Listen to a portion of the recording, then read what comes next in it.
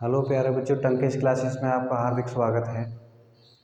जैसा कि हम पिछली वीडियो में पढ़ चुके हैं, यूक्लिड विभाजन प्रमेय का और नंबरों के बारे में जान चुके हैं। इस चैप्टर में चैप्टर का नाम क्या है? रियल नंबर अर्थात वास्तविक संख्याएं। इसमें एक एक्सरसाइज आपकी फर्स्ट एक्सरसाइज कंप्लीट हो चुकी है। अब बात करेंगे सेकंड एक्सरसाइज। सेकंड एक्सरसाइज में क्या होता है आपका?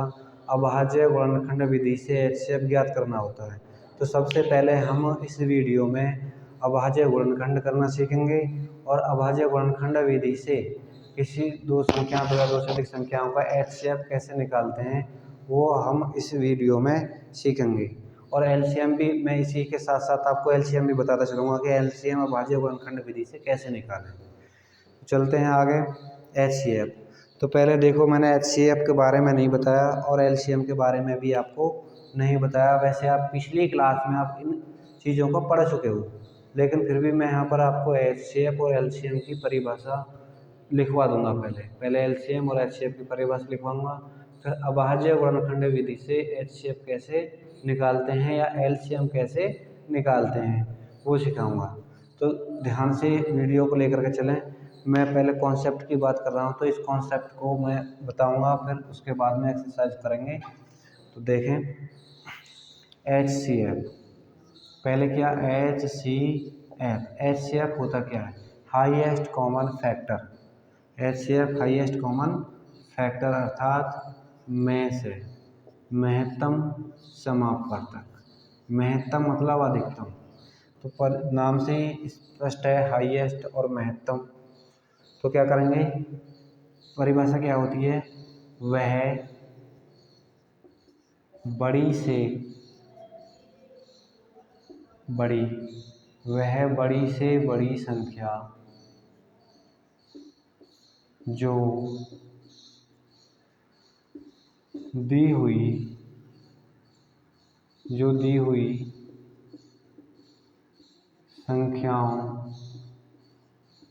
हुई संख्याओं को पूर्णतः विभाजित कर दे। वह बड़ी से बड़ी संख्या जो दी हुई संख्याओं को पूर्णतः विभाजित कर दे। संख्याओं का HCF या में से होता है। एग्जाम्पल ले लें इसमें। जैसे सिंपल सा एग्जाम्पल ले लेता हूँ मैं, 8 और 12 का यदि हमें HCF निकालें तो देखो, 8 के जो गुणनखंड हैं कितने? 2 गुणा 2 की घात 3, अर्थात देखो ये आता है आपका 2 गुणा 2 गुणा 2। 12 का जो HCF आता है कितना? 2 गुणा 2 गुणा 3। तो देखो, इसका यदि हम HCF निकालते हैं तो HCF आपका ये आता है 2 गुणा 2 कितना? 4 आ गया। HCF कितना आ गया? 4। तो 4 ऐसी संख्या है बड़ी से बड़ी जो दोनों को विभाजित कर देगी। 4 दूनी 8 और 4 तिया 12। लेकिन ये क्या है? संख्या बड़ी से बड़ी है। जब ये संख्या बड़ी से बड़ी है तो इससे बड़ी कोई संख्या हो ही नहीं सकती है ना, कि 4 से बड़ी कोई संख्या है ही नहीं जो 8 और 12 को पूरी तरह विभाजित कर सकते हैं। देखो, 4 से बड़ी कोई सी संख्या ले लो, 6 ले लो, 6 हो सकता है। 6 से 12 तो कट जाएगी लेकिन 8 नहीं कटेगी। 6 से बड़ी और कोई संख्या लेना तो 6 से बड़ी और कोई संख्या लें, जैसे 10 ले लें, 10 से तो दोनों ही नहीं कटेंगी। तो ऐसी बड़ी से बड़ी संख्या केवल 4 है जो इन दोनों संख्याओं को पूरी तरह विभाजित कर देगी। इसलिए HCF क्या आएगा? इसका 4 आएगा। अब HCF यदि हम इसे 2 मान लें तो 2 भी नहीं हो सकता। 2 क्यों नहीं हो सकता? लेकिन 2 क्या है? 2 चौका 8, 2 छिक्का 12। 2 8 को और 12 को पूरी तरह विभाजित करता है, लेकिन 2 HCF नहीं है, क्योंकि 2 से बड़ी संख्या है क्या? 4। 2 से बड़ी संख्या कौन सी है? 4। तो परिभाषा में क्या है? वह बड़ी से बड़ी संख्या जो दी हुई संख्याओं को पूर्णतः विभाजित कर दे, संख्याओं का HCF कहलाती है। तो मैं समझता हूँ आपको HCF की परिभाषा समझ में आ चुकी होगी। HCF में हमको क्या लेना होता है? HCF में हमें लेना होता है कि संख्या क्या होनी चाहिए? बड़ी से बड़ी होनी चाहिए और जो दी हुई संख्याओं को क्या कर दे, पूर्णतः विभाजित कर दे। इसी प्रकार से बात करते हैं किसकी, एलसीएम की। क्या आता है आपका एलसीएम। एलसीएम क्या आता है, लेस है। क्या है आपका, लेस है। लेस है क्या है आपका, देखें ध्यान से, लेस है वह बड़ी से बड़ी संख्या, वह बड़ी से बड़ी संख्या जो दी हुई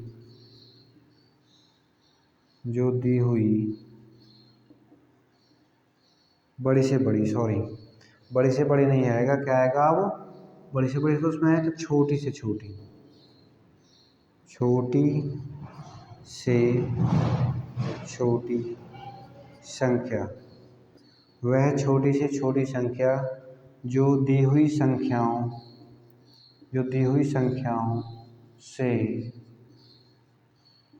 पूर्णतः विभाजित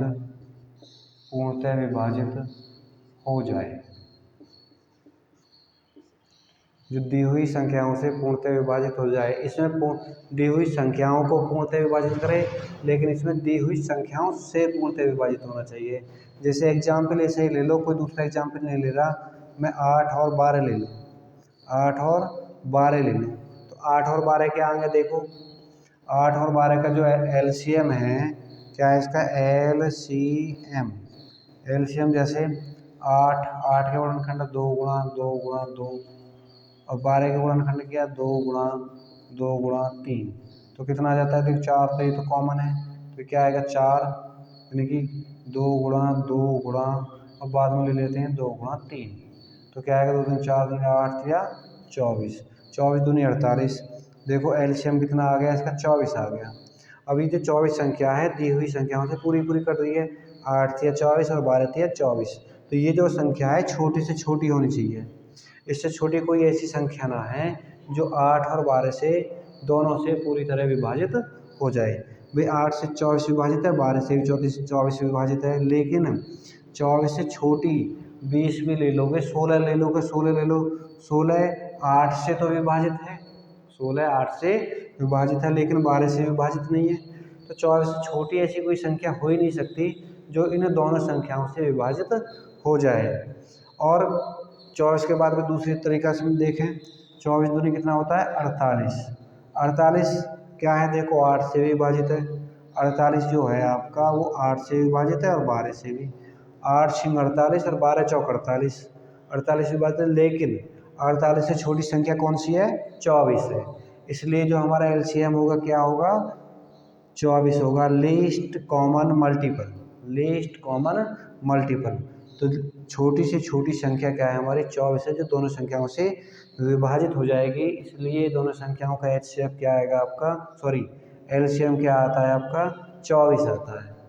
तो मैं समझता हूँ आपके एचसीएफ और एलसीएम की कहानी समझ में आ चुकी होगी, और यहाँ पर ये एलसीएम नहीं होगा और यहाँ पर ये आपका एचसीएफ नहीं होगा, ये आपका एलसीएम नहीं हो सकता। एचसीएफ समझ चुके, अब एलसीएम समझ चुके। अब एचसीएफ या एलसीएम हम अभाज्य गुणनखंड विधि से करने सीखेंगे। सबसे पहले सीखना है हमें अभाज्य संख्याओं का अभाज्य गुणनखंड ज्ञात करने।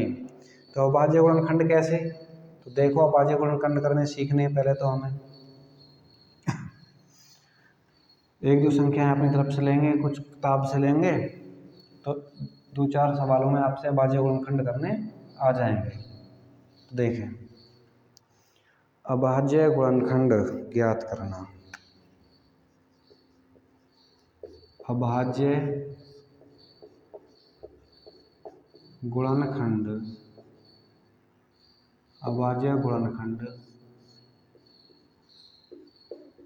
ज्ञात करना। कोई भी संख्या दी हुई है, अभाज्य गुणनखंड कैसे करें, मतलब संख्या को अभाज्य संख्याओं के गुणा के रूप में लिखना, संख्याओं को कोई भी संख्या दी गई है तो उस संख्या को अभाज्य गुणा के रूप में लिखना क्या कहलाता है? आपका अभाज्य गुणनखंड कहलाता है। जैसे मैं एक उदाहरण लेकर के चलता हूँ, इसमें से उदाहरण देखता हूँ किताब में से मैंने उदाहरण ले लिया। आपका क्या ले लिया? चलो 96 ले लें। क्या ले लें? 96 एग्जाम्पल क्या है आपका? 96। अब कह रहा है कि 96 के अभाज्य गुणनखंड, 96 के अभाज्य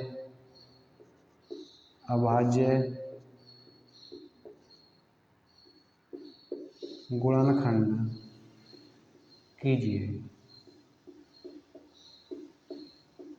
अभाज्य गुणनखंड कीजिए। तो इन संख्याओं के अभाज्य गुणनखंड आपको करने हैं किसके? 96 के। कैसे करें? 96 को सबसे पहले सबसे छोटी अभाज्य संख्या क्या है? सबसे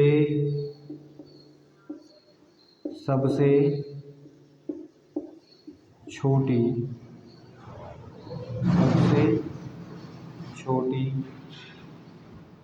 अभाज्य संख्या। तो सबसे छोटी अभाज्य संख्या क्या है आपकी? 2 होती है क्योंकि 2 ही ऐसी संख्या है जो स्वयं से और 1 से विभाजित, अन्य किसी से विभाजित नहीं है। इससे छोटी ऐसी कोई संख्या है ही नहीं, इसलिए सबसे छोटी अभाज्य संख्या क्या है? 2 होती है। अब इस 2 को पहले 2 से, सबसे छोटी अभाज्य संख्या 2 है तो 2 से डिवाइड करो। 2 चौक 8, 2 चौक 8 और ऊपर कितना है? 9। 9 में से 8 जाएंगे, कितना बचेगा? 1 बचेगा। तो 1 को 6 से पहले लिख रहे हैं तो कितना हो जाता है? 16। तो 2 अट्ठे 16। अब फिर से 2 से डिवाइड हो रहा है तो काट दें 2 से। 2 दूनी 4, 2 चौक 8, 2 से काटें 2 एकम 2, 2 दूनी 4, फिर 2 से 2 छिक्का 12, फिर 2 से 2 तिया 6। अब 2 से नहीं कट रहा, 2 से बड़ी अभाज्य संख्या क्या है? 3 है, तो 3 से कट रहा है तो 3 एकम 3। जब तक कि 1 ना जाए तब तक हमें काटना है। अब हमें इसे अभाज्य गुणनखंड के रूप में कैसे लिखना है? 96 इक्वल कितना? 2 गुणा 2 गुणा 2 गुणा 2 गुणा 2, 5 बार है, 1 2 3 4 5 बार है 2, फिर उसके बाद में 3। अब इसको हम लिख लेते हैं 2 की घात कितनी बार है? 2, 1 2 3 4 5, 5 बार है तो 2 की घात 5 गुणा 3। तो 96 के जो अभाज्य गुणनखंड क्या है आपके? 2 की घात 5 गुणा 3 आ गए। 2 और 3 क्या है? अभाज्य संख्या है, तो अभाज्य संख्याओं के गुणा के रूप में लिख लिया हमने इसे। यही क्या होंगे? इसके अभाज्य गुणनखंड होंगे। अब क्वेश्चन नंबर 1 को उठा करके देखें। क्वेश्चन नंबर 1 में एक सवाल दे रखा है, पहला ही 140। क्या है? पहला ही क्वेश्चन है आपका 140। अब 140 को डिवाइड करें। 140 को किससे डिवाइड करते हैं? ऐसे ही डिवाइड करके देख लें। 140 है और डिवाइड करें 2 से पहले, 2 सत्ते 14 है 0, फिर 2 से करें, 2 तिया 6, 2 पंजे 10, 2 तिया 6, 1 बचेगा 10 हो जाएगा, 2 पंजे 10। अब नहीं कटेगा 2 से, अब कितने से कटेगा? 3 से नहीं कटेगा, किससे कटेगा? 5 से कटेगा। तो 5 सत्ते 35, अब 7 से कटेगा, 7 एकम 7। तो 140 को हम क्या लिख रहे हैं? 2 गुणा 2 गुणा 5 गुणा 7, तो क्या आ जाता है? 2 की घात 2 गुणा 5 गुणा 7। ये क्या हो गए? अब 140 के अभाज्य गुणनखंड हो गए। क्या हो गए ये? 140 के अभाज्य गुणनखंड। ऐसे ही और सवाल है आपका, जैसे 196 है। क्वेश्चन नंबर मैं बात करता हूँ सेकंड की। क्या है आपका? 196। 196 के अभाज्य गुणनखंड करने, तो 196 का अभाज्य गुणनखंड ऐसे ही कर लें। पहले 2 से काटें, 2 नाम 18, 1 बचेगा, 2 अट्ठे 16, फिर 2 से काटें, 2 दूनी 2 चौक 8 और 2 नाम 18, 2 से भी नहीं कटेगा, 3 से भी नहीं कटेगा, 4 5 से नहीं कटेगा, 7 से कटेगा। किससे? 7 से। अभाज्य संख्याओं से देखना है। देखो पहले 2 से, फिर 5 से, 3 से नहीं कट रहा तो 5 से देखा, 5 से नहीं कट रहा तो 7 से, 7 से नहीं कटेगा तो 11 से देखें, 11 से नहीं कटता है तो कितने से देखना है? 13 से देखें, 13 से नहीं कटेगा तो कितने से? 17 से देखें। अभाज्य संख्याओं से देखना है, काटना है, मतलब कौन संख्या से कटेगा। 7 सत्ते 49, अब कितने से कटेगा? फिर से 7 से कटेगा, 7 सत्ते 49। तो 196 का भाज्य गुणनखंड क्या आएंगे? 2 गुणा 7 तो क्या आ गया आपके 2 की घात 2 गुणा 7 की घात 2। तो ये आ गया आपके अभाज्य गुणनखंड के रूप में। ये इनके अपने अभाज्य गुणनखंड कर दिए। क्या कर दिए? अभाज्य गुणनखंड। अब ऐसे ही सवाल 1-2 सवाल और देख लेते हैं। 3825 को अपने आप करना। मैं 5005 तीसरा पार्ट बता रहा हूँ इसका। ऐसा हो सकता है संख्या बड़ी हो, बड़ी संख्याएं बड़ी अभाज्य संख्याओं से कटें, तो कम से कम 28 29 तक लेके चलें संख्याओं को। 29 तक भी ऐसी संख्या मिल जाएंगी अभाज्य संख्याएं जो बड़ी संख्या होती है, जो 1 से स्वयं से करती हैं। तो उन संख्याओं को ध्यान से देखें और सॉल्व करें सवालों को। क्वेश्चन नंबर 1 को, बाकी के क्वेश्चन आपको करने हैं। कुछ क्वेश्चन मैं बता रहा हूँ जो मुझे लगता है, और क्वेश्चन नंबर 1 का जो लास्ट क्वेश्चन है उसे करके देखें, उसमें बड़ी संख्याएं हो सकती हैं, देख लेना। मैं चौथा क्वेश्चन बता रहा हूँ। कौन सा? चौथा क्वेश्चन बता रहा हूँ। इसमें क्वेश्चन नंबर 1 का fourth part. Question number 1 fourth part क्या है? 5005। 5005 को किससे डिवाइड करना है हमें? अभाज्य संख्या निकालनी है, तो पहले इसे डिवाइड करके देख लें। 5005 तो पहले किससे डिवाइड होगा? निश्चित रूप से जिस संख्या के बाद में 0 है वो 2 से विभाजित हो सकती है, 2 से विभाजित हो जाएगी। जिस भी संख्या के बाद में क्या है? 0 है, तो 2 से विभाजित हो जाएगी, 2 से कर लेंगे। लेकिन जिस भी संख्या के बाद में 5 है वो 3 से विभाजित हो सकती है या फिर 5 से विभाजित होगी। 3 से विभाजित क्यों हो सकती है? क्योंकि 3 पंजे क्या होते हैं? 15 होते हैं। 15 का मतलब बाद में 5 आ गया, तो हम कुछ ना देखने वाले, बस 5 से विभाजित करना है हमें। 5 एकन 5 0 0 5 एकन 5 कट गया। अब देखो 3 से विभाजित है या नहीं? 3 तिया 9, 3 तिया 9, 1 बचा, 3 तिया 9, 1 बचा, 11 हो गया। 11 3 से विभाजित नहीं है। नहीं है तो फिर 7 से देखते हैं। 7 एकन 7, 3 बचा, 30 हो गया, 7 चौक 28, 30 में से 28 के 2 बचा, 21 हो गया, 3 7 21 और 7 या 21, यानी कि 7 से विभाजित है। किससे? 7 से विभाजित है।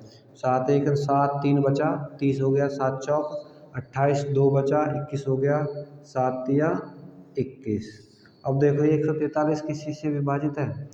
143 शायद किसी से भी विभाजित नहीं है। 9 से 7 से तो है नहीं, 7 दूनी 14, 7 से नहीं कटेगा, 11 से कटेगा, 11 से विभाजित है।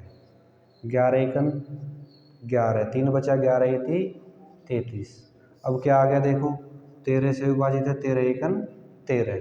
तो इस 5005 के जो गुणनखंड आगे कितने आ गए? 5 गुणा 7 गुणा 11 गुणा 13। सभी संख्या क्या है? भाज्य हैं। दोबारा रिपीट नहीं हो रही, तो घात के रूप में हम नहीं लिखें, इसके रूप में लिख रहा है, बस सीधा सीधा लिख देना। ये इसके अभाज्य गुणनखंड हो गए। अब ऐसा ही क्वेश्चन है आपका, कौन सा? 5 में, चलो मैं बता दे रहा हूँ। उसमें बड़ी संख्या आएंगी निकल के। बड़ी संख्या क्या आती है निकल के, देखते हैं अभी। यह है 7429, 7429, 7429, 7429, 7429 के हमें अभाज्य गुणनखंड करने हैं। तो 7429 के अभाज्य गुणनखंड कैसे करें? देखें अभी 3 से विभाजित है। 3 दूनी 6, 1 बचेगा, 14 हो गया, 3 चौक 12, 2 बचे, 3 सत्ते 21, 3 से नहीं है। 5 से होगा ही नहीं क्योंकि बाद में 5 नहीं है। 7 से होगा, 7 एकम 7, पूरा पूरा चला गया, 7 छिंग 42, पूरा पूरा चला गया ये भी। अब ये 7 से 9 विभाजित नहीं है, छोड़ो, 7 से भी नहीं है। 8 से 9 से 10 से नहीं देखना, 8 से नहीं देखना, 9 से नहीं देखना, 10 से नहीं देखना, 11 से देखना। 11 से क्यों देखना है? 7 से बाकी संख्याओं से क्यों नहीं देखना? क्योंकि अभाज्य संख्याओं से देखना है हमें। किनसे देखना है? अभाज्य संख्याओं से। तो 11 अभाज्य संख्या है। इसके बाद में 7 के बाद में कौन सी अभाज्य संख्या है? 11 है। तो 11 से देखें, 11 सत्ते 77 तो ज़्यादा आ जाएगा, 11 छिक्का 66। तो ये कितना? 74 और 66 आ गया। 11 छिक्का 66, कितना बचेगा? 8 6 14 और 6 में से 8 बचा, कितना बचा? 8, 82 हो गए। 11 छिक्का 66 मान लिया तो 82 हो जाएंगे। 82 का मतलब हो गया 11 सत्ते 77, 77 है। तो कितना बचेगा आपका? 7 5 12, 5 बचा 59, 11 पंजे 55, नहीं कट रहा 11 से भी। 13 से चेक करके देखते हैं। किससे? 13 से। तो 13 देखो 13 से चेक करके 13 से कट रहा है नहीं कट रहा, काट के देख लें अलग। 74 229, कुछ एक दो सवाल हैं जो आएंगे, एक यही सवाल है शायद। 13 39, 13 चौका 52, 13 पंजे 65, 13 छिंग 78, 13 पंजे 65, कितना बचा? 9 5 14 है, 9 ही बचेगा 2। 13 छिंग 78, 13 सत्ते 91, 13 अट्ठे 104, 13 सत्ते 91, एक बचेगा, ताले ना 9। अब 13 से नहीं कट रहा, नहीं कटेगा 13 से। 13 के बाद में 14 से नहीं देखना, 15 से नहीं देखना, 16 से नहीं देखना, 17 से देखना है। किससे देखना है? 17 से। 17 से चेक करें। 17 एकम 17, 17 34, 17 51, 17 चौका 68, 17 चौका 68, 68 8 6 14, कुछ नहीं बच रहा, 2 ताले 2, 17 चौका 68, तो ज़्यादा हो जाएगा। 17 एकम 17, 17 दूनी 34, 17 51, 3 बार जाएगा, 17 51, कितना बचा? 1 बचा और ये 1 बचा और ये 9, 17 सत्ते 119, 7 सत्ते 49, 7 के साथ 7 से 11, कट गया पूरा का पूरा, तो 119 पूरा पूरा कट गया। तो इसका मतलब क्या हुआ? 17 से कट गया, 17 4 3 7, 17 से कट गया। अब कटेगा 17 से, चेक करो दोबारा से। 43 7, 17 से कट जाएगा, 17 एकम 17, 17 दूनी 34, 9 4 13, 7, 17 दूनी 34, 17 51, 17 चौका 68, 17 पंजे 85, 17 छिक्का 102, नहीं कट रहा पूरा पूरा, छोड़ दो, 17 से नहीं कटेगा। 17 के बाद में कितने से देख रहा? 19 से, 19 से शायद कट जाएगा। 4 3 7, 19 से कट जाएगा, तो 19 से काट के देखें। किससे काट के देखें? अब 19 से। 19 दूनी 38, 38 8 5 13 7, 19 दूनी 38, 19 ती 57, कट गया। कितनी बार गया? 2 3, 19 दूनी 38, 5 बचा, 7 57 हो गया, 19 ती 57, अब ये 23 बार कट गया। अब 23 23 से ही कटता है, कट गया है। तो इसका मतलब 74 29 के गुणनखंड क्या है आपके? 17 गुणा 19 गुणा 23, 23। तो आपके ये अभाज्य गुणनखंड आ गए और इसके अभाज्य गुणनखंड ये आ गए। तो आपको मैं समझता हूँ ये बात आपके सभी की समझ में आ गई होगी कि अभाज्य गुणनखंड कैसे करते हैं। अभाज्य गुणनखंड आपको अच्छी प्रकार से करने हैं। अगर यदि अभाज्य गुणनखंड में गलती कर दोगे तो सवाल भी गलत हो जाएगा। ऐसी ही संख्या लेकर के आप अभाज्य गुणनखंड करके देख सकते हैं। और यदि कहीं किसी को डाउट हो तो क्लास में डाउट अपना पूछ सकते हैं, कमेंट सेक्शन में कमेंट कर दें और जो भी समस्या है आप वो पूछ सकते हैं। अब एक और सूत्र आता है, एक सूत्र मैं बता दे रहा हूँ साथ के साथ, क्योंकि एक्सरसाइज में प्रयोग होगा। यदि दो संख्याएं हैं, क्या संख्याएं हैं? यदि A तथा B दो धनात्मक संख्या हैं, तब A गुणा B बराबर किसके? HCF, AB का HCF गुणा LCM, किसका? AB का LCM बराबर होता है। और एक बात का ध्यान रखें, क्या ध्यान रखना है एक बात का? ये जो सूत्र है ये केवल दो ही संख्याओं के लिए मान्य है, तीन संख्याओं के लिए मान्य नहीं है। इस बात का विशेष ध्यान रखना है।